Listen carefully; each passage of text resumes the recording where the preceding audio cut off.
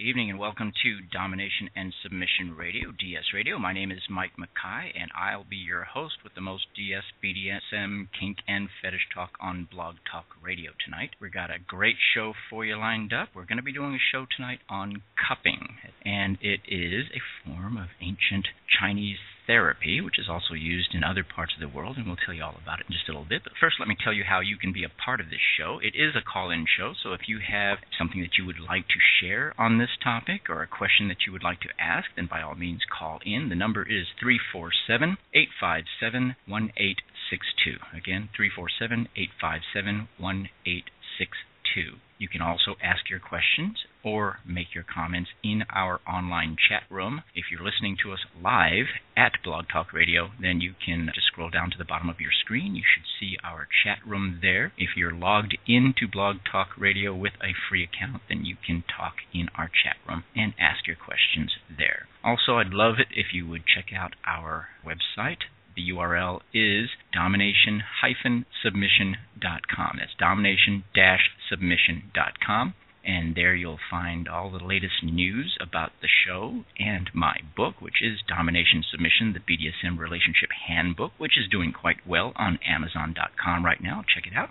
And you'll also see our links to social media such as Twitter, Facebook, and LinkedIn. So do follow us. That way we know you're out there and it doesn't feel like we're talking into a dead mic. We have in our virtual studio this evening my co-host, Little Red, who is a switchy masochist extraordinaire, and she'll be contributing quite a bit, I think, to this topic since she practices cupping, just as I do, and was taught by one of the best people I know in this particular field. So tell us what you think about this topic, Red. Oh, this is, next to flogging, this is one of my favorite pastimes in the BDSM scene. Mm-hmm. Now, you went from being a bottom for quite some time to actually learning how to be a top in this particular activity. What made you decide that you wanted to be the cupper instead of the cuppy? Oh, I still very much love being the cuppy, but I love the exchange of energy that happens during it, and it was something that was very beautiful when I watched it, and I wanted that. I wanted that connection with whoever was on the table, and it made me want to go out and get the set and the table and learn how to do the different techniques, because I practice three kinds of fire cupping. I do 2 kinds of fire cupping on people, and I'm practicing a third on me until I get way better. Mm-hmm. Well, super. Now, there are, again, for the benefit of folks who are listening who might not be really familiar with the activity that's called cupping, let's give a little bit of background to the folks. Cupping has been a therapeutic practice that has been used in the healing arts and therapy for thousands of years. They have found references to it going back as far as 3,000 years BC in ancient Egypt. There are papyruses out of Egypt that describe the activity as being something that was therapeutic and done for health reasons. There are hieroglyphics showing cupping dating back to about 1500 BC. China, very big in China and most of Asia even now, but it goes back to about 1,000 years BC in China.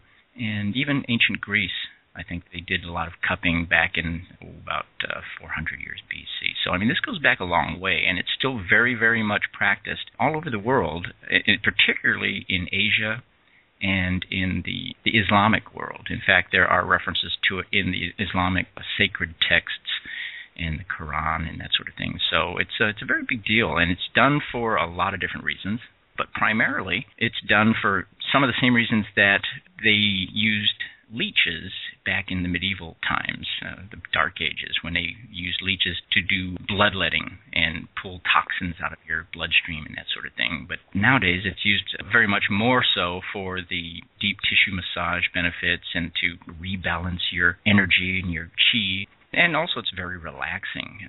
Have you found much evidence for any of the health benefits of cupping, or do you think it's primarily a relaxation or massage technique, Red? Oh, absolutely. Back in February, I was in a car accident, and I was in some severe amount of pain because my lower back was just trashed. I didn't break any bones or anything like that. I just did a lot of muscle damage, and I was actually cupped that night. And it was amazing. It helped release some of the knots in my lower back, and it wasn't used as the massage with the oil. It was just placed in certain areas to try and help alleviate some of the knots that were in there, and it did wonders for me. And that is what got me hooked into it, and then I became deeper and deeper into it. If you're looking at cupping as it's practiced all over the world, the most common form in other countries is really the wet cupping. And there are two types of cupping, generally speaking. There's dry cupping and wet cupping. And dry cupping is what you're describing, where the cups are placed on the skin and there's no blood involved. Wet cupping usually involves making a small incision in the skin or just allowing the skin to break and pulling blood out of the body using the vacuum that is formed inside of these cups. And believe it or not, even though dry cupping is the most popular form here in the United States, in other parts of the world, it's wet cupping is more popular. And again, it's done for some of the same reasons that they used leeches for before, which is for bleeding toxins out of the body and that sort of thing. I guess the question most people out there who might be listening are asking themselves right now would be, why would you do this, other than what you've described, which was it was good for your back, and it's a very relaxing technique. There are people who really will swear by this technique in terms of their health. They have it done on a very regular basis, the same way that a lot of people in the West have massages done. It does feel like a massage in many ways, particularly if you're using like a lubricant on the back, oils on the back, and sliding the cups around. So once you apply the cup to your back or other parts of your body, if you have enough oils on the skin, you can move the cups around, and it's just like a massage but in reverse, because most massages you're pushing down on the muscles. Now what this does is it sucks and draws those muscles up and out. So it's kind of a reverse massage, because instead of pushing down on muscles, you're pulling them away from the where they're laying or the bones that they're on, that sort of thing. So it's kind of an interesting reversal on a deep tissue massage, and it feels very relaxing. You've had people fall asleep on you while you're performing this, haven't you? I have, and I've also been one of those that it's relaxed me to the point that I have fallen asleep with it on and not even realized it, because it just totally releases everything, your tensions, your stress. I mean, this has been touted to cure everything from the common cold to cancer. So, I mean, this is an amazing and wonderful thing. I don't know how true those statements are on the cold and cancer and things like that, but people swear by this, that this will cure anything. Well, you know, it's so popular. This idea that it will cure just about anything is so pervasive that the American Cancer Society actually has a page on their website about cupping. Now, most people would find that really unusual. Most people have never even heard of it.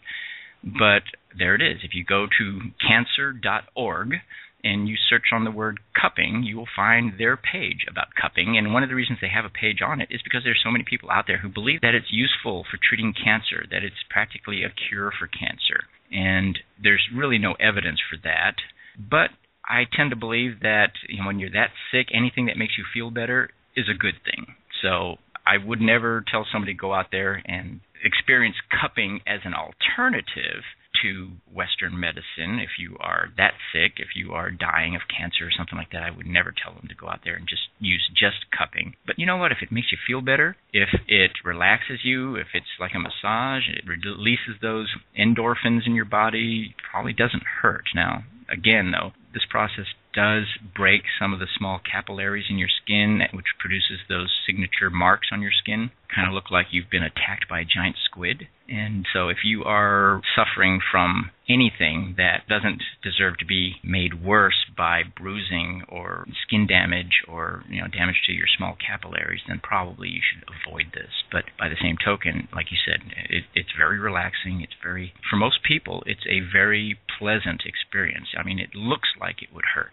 When you look at somebody's back, you look at somebody's back, you go, my God, was somebody beating you with a plunger or something? I mean, it's for those who have never seen it, go ahead. If you're listening to us live on Blog Talk Radio, if you scroll down, there's a little slideshow, and there's a picture of cupping there. Or you could just go to Google Images and just type in the word cupping, and you'll see plenty of pictures of that activity and what it looks like. Now, let's keep talking a little bit more about the benefits, why somebody would want to do this. And we've talked about the relaxation and the massage and the fact that some people believe that it is a cure for a lot of what ails you. I think that you could probably add the cool factor to one of the reasons why you might want to do it. Because, first of all, it's not something that is really widely practiced by people in the lifestyle, but every community has a few people who know how to do it, and it's a valuable skill, I think. It's a sure bet for if you got nothing better to do on a Saturday night, you'll have a line of people wanting you to cup them because it's fun. So just add that cool factor to your health benefits and your relaxation benefits and other therapeutic reasons for doing it. What do you think some of the risks? I mean, you have a medical background. You are an Army medic. Ed, tell the folks a little bit about what some of the risks might be for doing cupping. I'm going to make the comment, or you have a absolutely exquisite sadist who enjoys twisting things around and finding new ways to cause pain, because my kind of cupping is far different than the cupping I do on anybody else, because nobody's been brave enough to do mine. Mm-hmm. We didn't add that as a reason to do it. I mean, we were talking about the cool factor and the health factors and the relaxation.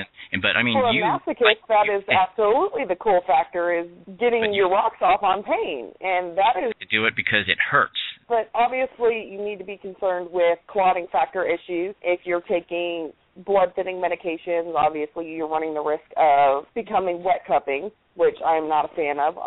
That's just not my cup of tea. You're going to pull it through the skin, and because you are on blood thinners, you are going to run that risk of severe bleeding, especially if you have an injury and you didn't realize it. You could cause that injury to start bleeding internally. If you tore a muscle or something like that and you didn't realize it, you can do some serious damage. Clotting factors are an issue. If you're not on blood thinners and you didn't know it, you can actually form a clot that can be thrown in certain areas, depending on where you're getting cupped at, and you can have a stroke. You can have a heart attack. You can have problems in your legs, because you can cup anywhere, depending on the kind of cupping you're doing, whether it's vacuum or fire cupping. You can cup just about everything on the human body. The soles of the feet, the tops of the feet, up the calves, up the shins, thighs, and you can throw a clot and not even know it. And that's a huge risk factor. Also, I don't like to call them bruises. I really don't. It irritates me so badly, because it's not a bruise. It's not a traumatic injury to the capillaries to cause the bruising. So, word to the wise, anybody who's listening, if you're talking to somebody who does cup, please don't call it bruises. They're cupping marks. We get rather irritated. The marks themselves can take anywhere from days to weeks to heal. Mm-hmm. And some people find that not so pleasant, because it does feel like a bruise, because you did bust the capillaries in there and it did pull the blood, and it can do that. And some people find that very uncomfortable, especially if you got cupped on your butt, which a particular sadist enjoyed. We did get a comment in the room that somebody mentioned that it's just like a giant hickey, and that's exactly what it is. It's a giant hickey. And anybody who doesn't have fire cups or vacuum cups or anything like that, take your vacuum cleaner and stick it on your arm. That's basically the same thing. It's not the constant sucking and pulling feeling that the vacuum cleaner does, but that'll give you a general idea about the pressure that can come with it. Depending on the area, pain tolerances is another factor in this. Some people cannot handle any pain whatsoever. There is some discomfort in the initial placing of the cup, and that's something to be made aware of, because you might freak out because you're not used to it. Now, what most people do is they try a few cups, a couple of cups first, just to test a person's tolerance to the sensations, their skin tolerance to the pressure, their tolerance of their capillaries to that sort of treatment, because some people have really thin skin. You know, you hear about people having thin skin, and you tend to think that it is just a phrase, but there are people who have thin skin, and it doesn't necessarily mean they're going to get mad easy. It might mean that their skin will rupture, or it will bruise way more seriously than you expect, and instead of being marked for a couple of hours or a couple of days, that mark may last for weeks or months. And there's also a risk of showing those marks to the wrong people and suddenly ending up in a battered women's shelter or something like that, because it happens. I have actually seen this happen where you forget that you have a doctor's appointment this week and you go out and you do some cupping and then you take off your shirt at the doctor's office and suddenly everyone's running around with their hair on fire wanting to call the police because it looks like you've been beat up by a giant squid. And I was one of those people until I explained to the orthopedic for my back when I got my accident. I completely didn't even think about it. And they had me disrobe and they were doing cortisone injections. And the doctor literally freaked out because my back literally looked black and blue, but it was in circular patterns all over the place.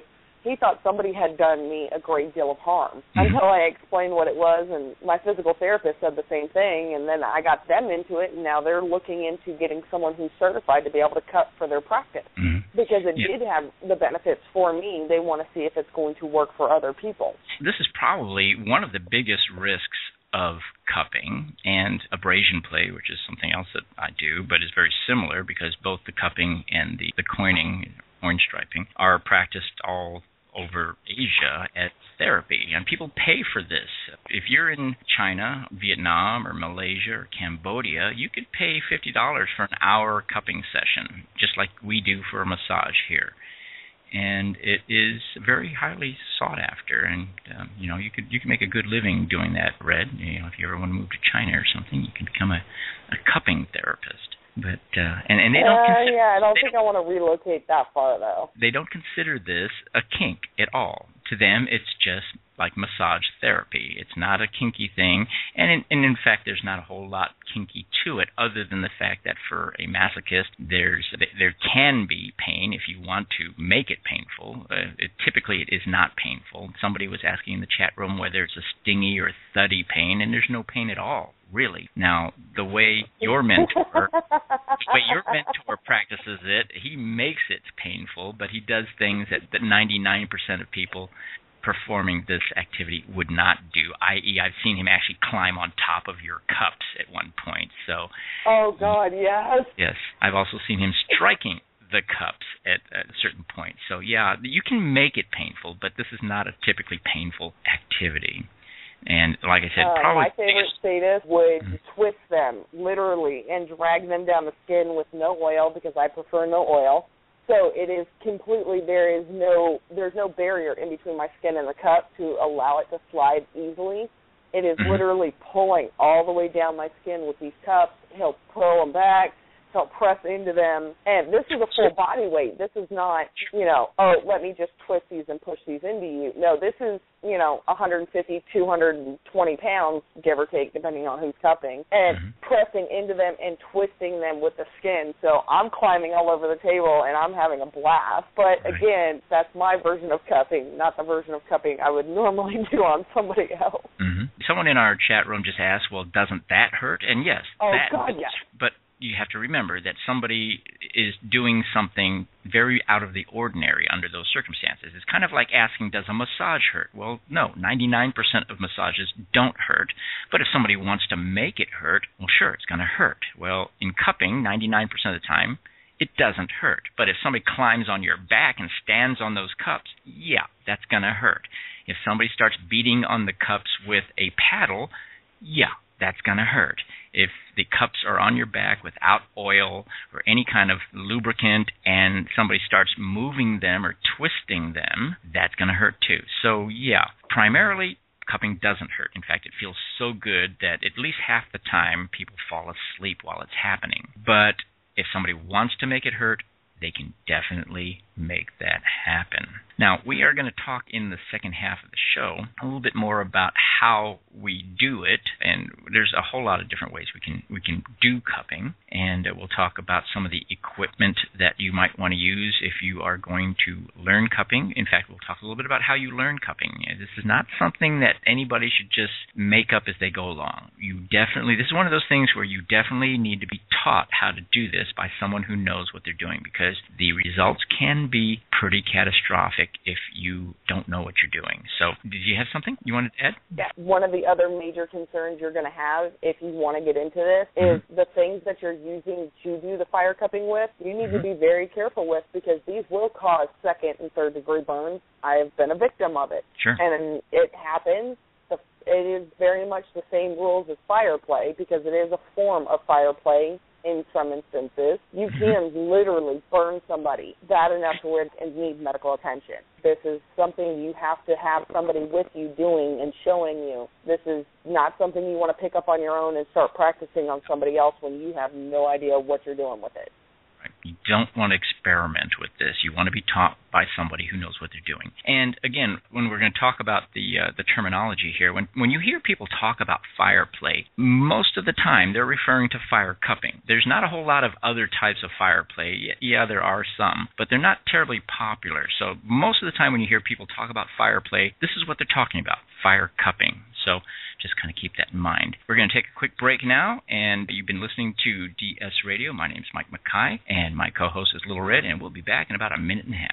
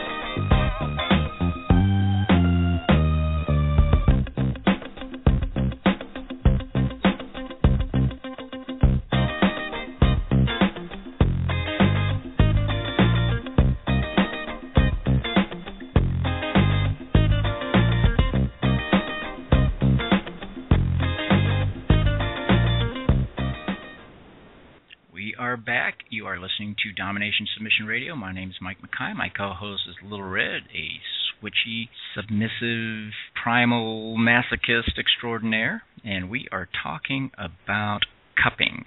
And the two types of cupping primarily are wet cupping and dry cupping. Wet cupping involving blood, dry cupping not involving blood. But you also have fire cupping and then cupping that doesn't involve fire. And let me just explain why fire cupping does involve fire. We probably have not spent enough time explaining the actual mechanics of how this works.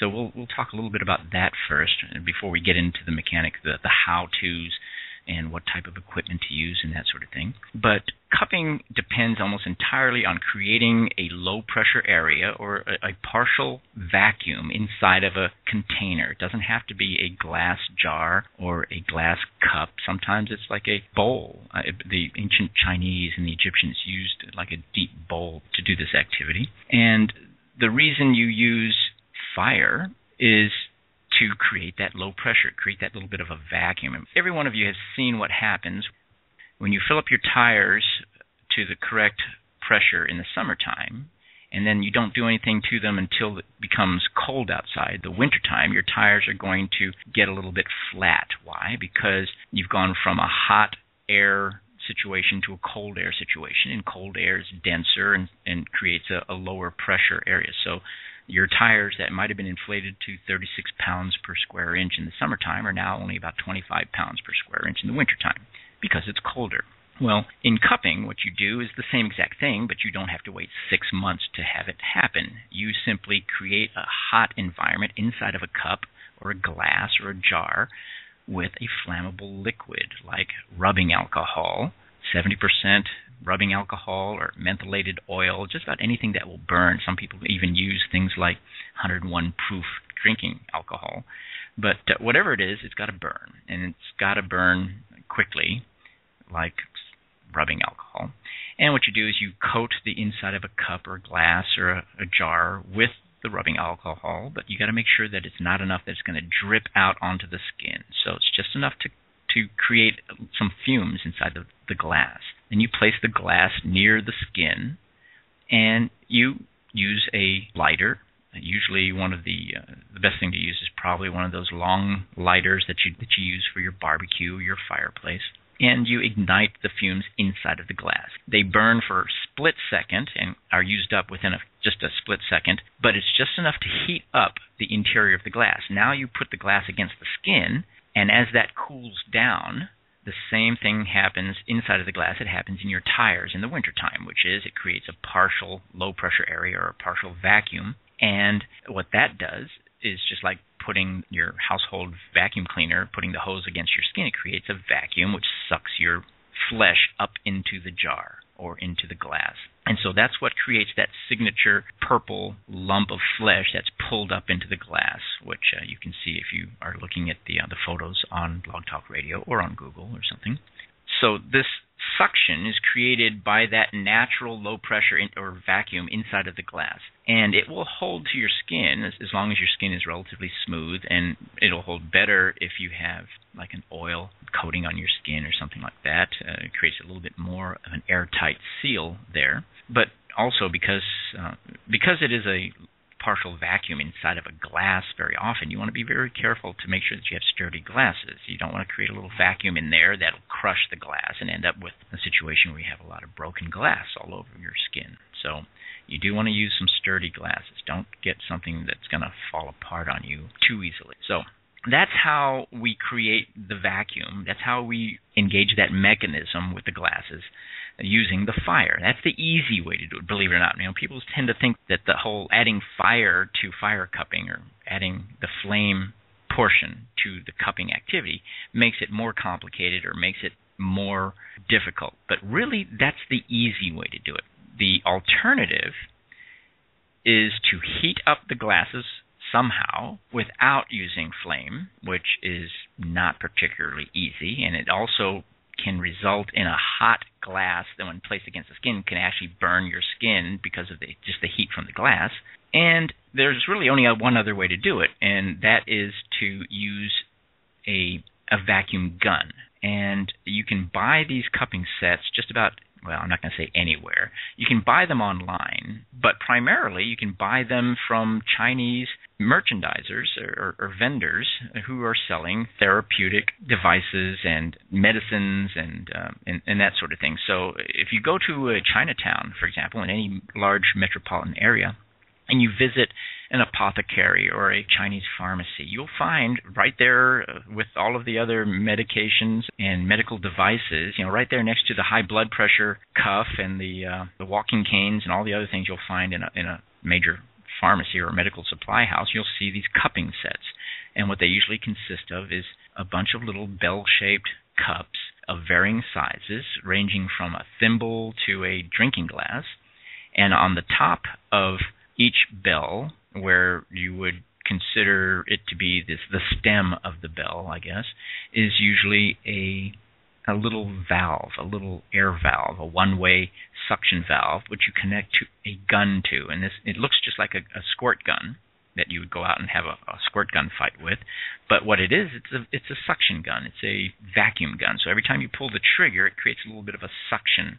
And so you connect the barrel of the gun to that little stem at the top of the bell, and then you pump it by pulling the trigger. And you just pump all the air out of that little glass bell, and you can watch it sucking the flesh up into the bell as you do it. So that's one way to do it. And it's a lot of work, considering that it might take you 30 seconds to a minute to pump the air out of each bell, whereas if you're doing this as a fire cupping activity, it takes just a split second to go poof and slap the jar onto the skin, and it does exactly the same thing. So a lot of people have this misconception that fire cupping is somehow more complicated, more difficult, and more dangerous. And yes, it is probably more dangerous, but it really is the easy way to do it.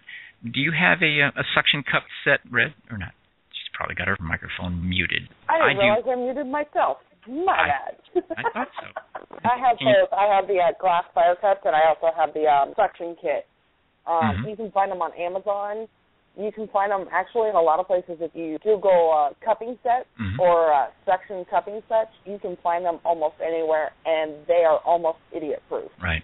Yeah, I have a set like that. I really don't like it very much. I really much prefer to do fire cupping with some really nice cups versus the suction gun cupping sets tend to be kind of cheaply made. The cups themselves tend to be plastic instead of glass, although some of them are glass. The little air valves at the top of the bell tend to be very flimsy and will sometimes fall apart on you. And so over time, as you use these things over and over again, you end up with 20 little jars, of which only half of them have the little valve still intact on them. And so it becomes less and less useful over time. So it's one of the things I don't like about them. Also, the suction guns are prone to falling apart after some time or malfunctioning. And once the suction gun is gone, the rest of the set is really not worth a darn. You can't do anything else with it because those valves are designed specifically for the gun, and you can't use one gun from one set with another set typically. So, I like them because you can place them in between the fire cup and get a tighter pull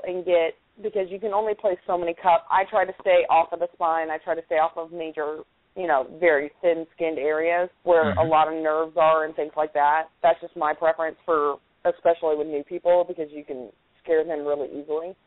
But it allows you to get a precise placement in between the cups and get a tighter pull, so that way you get more of an overall instead of just spots. You get a whole tightening on the back, and then once all those are released, it's a wonderful pressure release, and it's just instantaneously turns you from all tense and tight to jello. It's awesome. Now, for anyone who's never actually done this, let me explain what Red just described, because you might not realize that your back's got all of these cups suctioned to the back, but there are small spaces between those cups that you could slide a smaller cup or jar or bell into. The problem with fire cupping is the jar or the cup has to be tipped. Once you put that flammable liquid into it, it has to be kind of tipped against the skin, and so you can slide that flame-producing device, the lighter, under the lip of it, or right up to the lip of it, okay? Now, if the other cups are all over your back and they're all pretty close together, you might be able to slide one of those cups down between 2 or 3 other cups that are already attached to your back, but there's no room to tip it to one side. So hopefully I'm describing this so that you can see what I'm talking about. So in this particular instance, all you can do is slide the cup down, straight down into that space between the existing cups that are on your back. You can't tip it to use fire to create that suction. So this is where you would use the vacuum gun. You slide one of these vacuum gun cups into one of these really tight spaces, and you attach the gun to the little knob on the top, and then you just suck the air right out of the bell. And so that is what Red was just describing.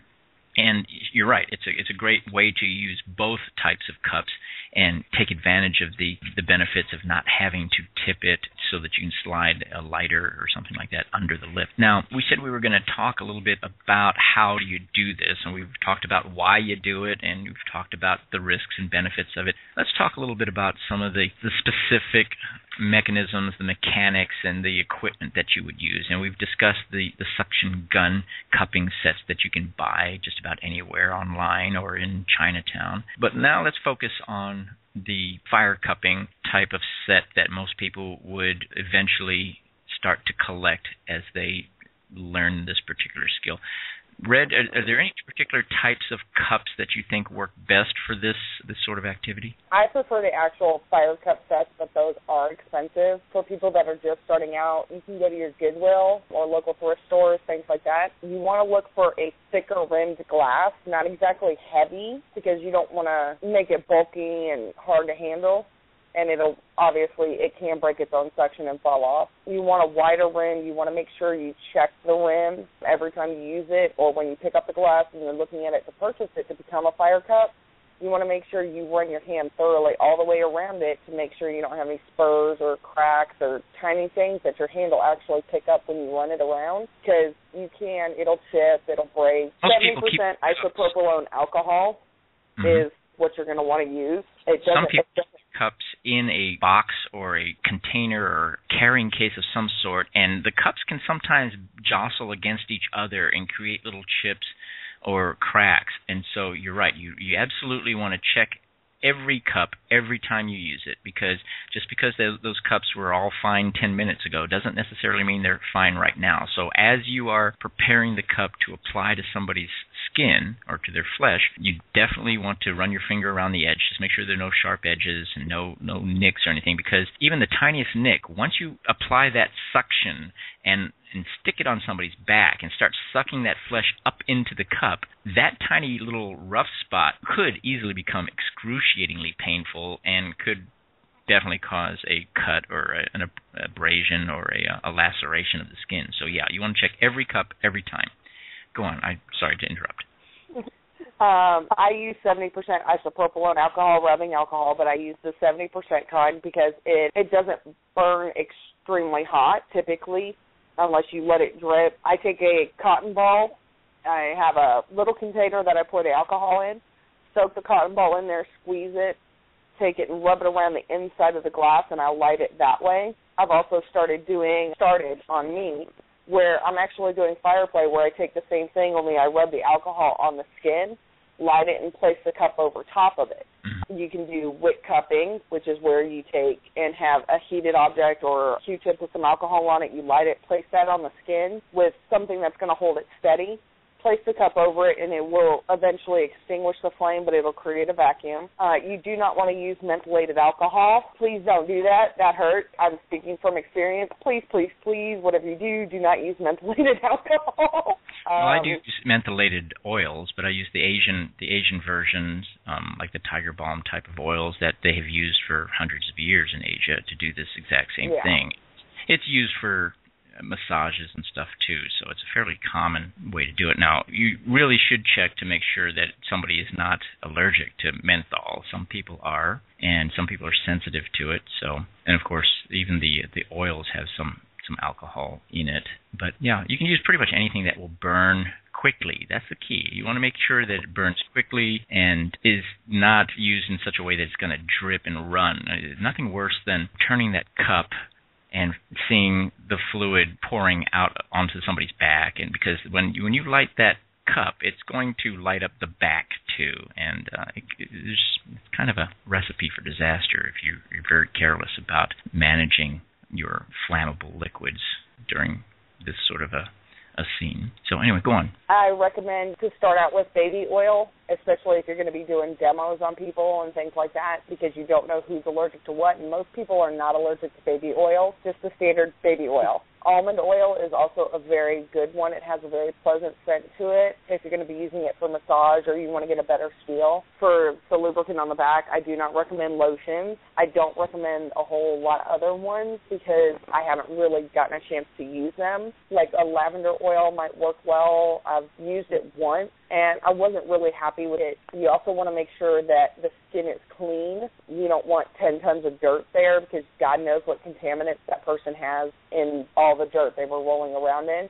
They may have come in contact with something that is highly flammable, and that would be a very bad thing to have happen because before you can put the seal down, the fire's already lit and the back is now exploded in fire. Make sure your cups are clean after every use because that buildup will create problems, kind of like a chimney flue. It will create a soot in there, and it will start getting cloudy and dark, and you want to make sure you clean them after every use thoroughly. If you're doing demos, have baby wipes on hand or alcohol wipes, and make sure they're thoroughly dry before you use them again. You're going to want a barbecue lighter. I prefer the flex neck ones just because I can get in there, light it, and pull it out and have an easier time of it than trying to fight a straight stick one. You can use matches. You can use regular lighters, but it gives you a little bit more because you can angle it a little further away from the skin, so you're not actually lighting it close to the skin. You're lighting the cup and the alcohol. Right. And it's a lot of technique. It's a lot of watching. It's a lot of doing. I mean, I had bruises or cupping marks on my thighs for weeks when I practiced new stuff until I'm comfortable being able to do it on somebody else. Yeah, this is something that you're not going to learn in 30 minutes. This is something that not only will it take a few sessions to really pick up the skills that are necessary, But you will end up having to do a lot of experimentation, and you can do this to yourself. And this is what a lot of people do: is they'll just sit alone in their own home and cup their own thighs, or cup their own stomach, or their breast, or their arms, just to see what it feels like, just to see how it works. And that way they're not embarrassed when it doesn't work, or it works somehow differently than what they expected. There's just a lot of different things that you can do. You can experiment with the different sizes of glasses. You can experiment with the different fuels that you're going to use for your flammable liquid. You can experiment with what works in terms of your lighters or your matches or your whatever it is you're going to use. A lot of people have to experiment quite a bit before they get comfortable with whatever it is they're going to use to apply the flammable liquid. I personally like to use, I don't even know what they're called anymore. They look like long tweezers, except they clamp. What do you call those? You're a medical person. I just call them tongs. They are a form of tweezers, but yeah. I call them tongs. But I don't like those because then I can't feel how wet the cotton ball is. Mm-hmm. Yeah, they're like long clamping tweezers. They are clamps, actually, but I like to use those because it actually grabs whatever it is you're using, a cotton ball or whatever. Some people I know people who use chopsticks. So there's just a lot of different things that you can use to hold that cotton ball or that swab that you're going to use to swab the inside of the glass. And it takes a lot of practice to make sure that you get just enough in there to burn, but not enough to drip and run out onto the skin and cause a big accident. And you got to remember that a lot of times the back, if you're using somebody's back or other parts of their body, it may be coated with a flammable liquid like baby oil. And guess what? Baby oil is flammable. So if you set your 70% isopropyl alcohol on fire in the jar and it runs out onto the baby oil, guess what? Now you're going to have somebody's entire back covered in baby oil flaming if you're not careful. So you got to be very, very diligent in making sure that you control your flammable liquids and how they work. So you can practice on yourself, and a lot of people do that. And then find somebody that will let you practice on them. But like we said at the beginning of the show, whatever you do, don't just assume that you know how to do this without actually having been shown and taught, because there's just so much that can go wrong. And you mentioned earlier in the show that you have actually been burned seriously by something like that. Tell us a little bit about how that happened exactly. It was one of those things where there was a little bit too much alcohol in it, and the placement caused the alcohol to run to one side of the cup because it was on my side just by my armpit, and the alcohol went up, and the pooling actually caused the burn because it burned for longer than what we had anticipated. Mm-hmm. And it was a second-degree burn. It scabbed over. It took about a month to heal. It sucked. Mm-hmm. Every time I lifted my arm, I remembered where that burn was. So was this with your mentor, or was this something that happened with somebody else? This was with somebody else. My mentor was absolutely fantastic and amazing. I was very blessed and privileged to be allowed to learn from him. But I guess the question I'm asking is, was this something that happened with somebody who was learning how to do it at the time? Or was this was somebody I was teaching, so I was topping from the bottom, I guess you could call it, because I was teaching them and I was allowing them to practice on me. And I have no problem allowing people to practice a number of skills on me because I can handle it. And if something goes wrong, I know how to stay calm during it and handle the situation, and then I can freak out later. But I'd rather it be me than somebody else, because somebody else might get horribly damaged, and that's the end of the line for them. You were horribly damaged yourself. Yeah, and you can do a lot of damage to somebody's confidence with it, and then they lose all faith in it, and they don't want to ever do it again. And that's not something I want to see somebody go through. This is a perfect example of why you want to make sure that you know what you're doing before you make a mistake like that, because that's the kind of mistake that will permanently scar somebody. Imagine if that fluid had run up the bench that you were on to your face, and that your face was permanently scarred or something, or even, it doesn't even matter if your back, your arm, or your hip, or whatever. Permanent scars are permanent scars wherever they are, and a serious burn like this can definitely leave some very nasty marks on your body. So this is a perfect example of why you don't experiment with this. And even in a situation where you're training somebody, and somebody, you were well trained in this, but you were training somebody how to do this, and they made a minor mistake, which you ended up paying for. So this is, again, something that everyone needs to be very, very wary about. Is all it takes is a tiny mistake. And don't discount Murphy's Law. For example, don't keep your bottle of alcohol anywhere near or on the platform that you're performing your cupping on. So Murphy's Law says that some klutz is going to come by and knock it over and just pour alcohol all over your subject, who will then burst into flames and end up in the hospital. Just like the violet wand. All it takes is somebody spilling a beer or something, and suddenly it becomes a fatal accident. So be very, very careful. Be very cognizant of where you place the bottle of flammable liquid. Make sure it's not on the same platform as your subject, your bottom. If you can at all, make sure that you are capping it between uses so that it doesn't stand there open the whole time. If you're really smart, you might just pour out a teensy tiny bit into a smaller container and then cap the larger container so that there's no possibility that it will tip over and cause a major fire. So, I mean, there are lots of things that you want to think about here. But when it does go wrong, it can go wrong very badly. So definitely be a believer in Murphy's Law and try to plan ahead for that sort of thing. So, and we were going to talk a little bit, Red, about combining cupping with other types of scenes. What sort of scenes have you seen cupping combined with in the lifestyle? Not just seen, done. Electro play, knife play. Okay, let's back up. How has it been done with electrical play? Obviously with a violent... I had the reverse body probe in my hand, which electrifies me rather than the object. And the chain flogger was drugged in between the cups. The Waterberg pinwheel was drugged in between it, so not only was I getting the sensation play from the wheel itself, it was also the electro. You can do electro knife play with it. I've had that done. So sliding the blade of an electrified knife, or actually you were the one electrified, but the knife was held by someone who's grounded, and so sliding the blade down between the cups on your flesh allowed someone to kind of combine knife play, electrical play, and cupping, all three in the same procedure, same scene. Yeah. How did it feel?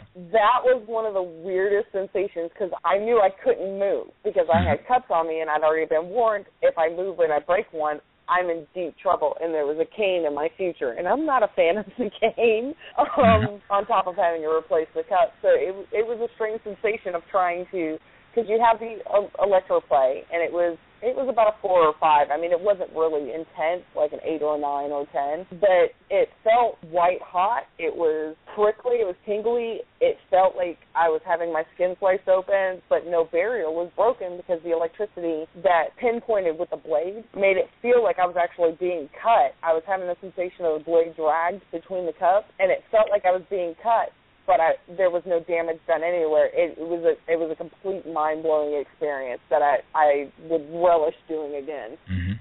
You can also combine cupping with bondage. So you can actually put somebody into a situational or predicament bondage situation and then apply cupping vessels to their flesh, their backs, their breasts, their thighs, whatever. You can put them just about anywhere. You just want to avoid really ultra-sensitive locations or places where you can do some damage, obviously the face. If you know how to do it properly, I've seen vacuum cupping combined with fire cupping and in some very delicate places, the clits, the nipples. I've had my nipples done. I've had my chest vacuum cupped to the point where I got lifted off of a table with the vacuum cup all over my chest because the seal was that tight. I mean, you can do some pretty wild and kinky things with it. I got a heavy impact scene one night, and then the next morning I got cupped, and it was incredibly painful, but it was also a great release for me because, again, masochist. So sure. We're kind of at the end of our time. We're probably going to revisit this topic again in the future. One thing I forgot to mention earlier that we probably want to mention in terms of safety is if you're going to be involved in cupping, no hairspray, not too heavy on your cologne. Be careful about what kind of lotions you're using because a lot of that stuff is flammable. So, you don't want your hair or your cologne bursting into flame in the middle of a cupping session. So that's one final safety caution. So we are at the end of our time. You've been listening to Domination Submission Radio. We've been talking about cupping. My name is Mike Makai. My co-host is Little Red, and we'll be back next week with more DS Radio. Bye-bye now.